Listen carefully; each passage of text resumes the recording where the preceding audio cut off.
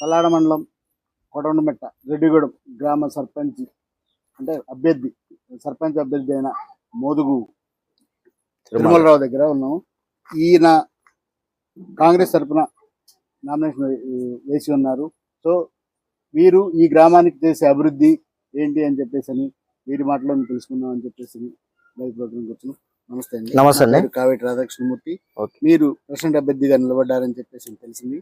So మీ గుర్తు ఏంటి, మీ party ఏంటి, మీకు ఈ ఊరికి చేయాల్సిన ఏం చేద్దాం అనుకుంటున్నారు, అసలు ఈ పార్టీ బరిలోకి తీయడానికి గల కారణాలు ఏంటి, పూర్తి వివరాలతో చెప్పగలరు?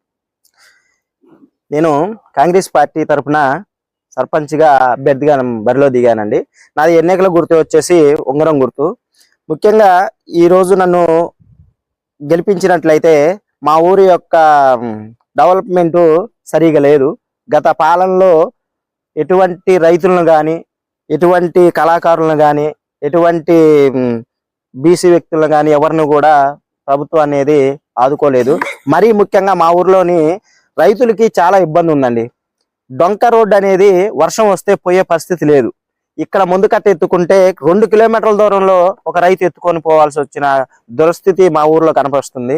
కనుక కంపల్సరిగా నేను గనక గెలిస్తే మా ఊరి రైతులకి ముఖ్యంగా ఫస్ట్ చేసేది గ్రావెల్స్ పోపించి వారికి బండి పోయే సౌకర్యం అనేది కల్పించగలను. ఇంకోటి ఏంటంటే మరీ విధంగా నెక్స్ట్ మొన్న ఇంద్రమ్మ ఇల్లులు కానీ, రేషన్ కార్డులు కానీ, ఇటువంటి మా కాంగ్రెస్ పాలనలో వచ్చినటువంటి అభివృద్ధి అనేది కొంతమందికే వచ్చినాయి.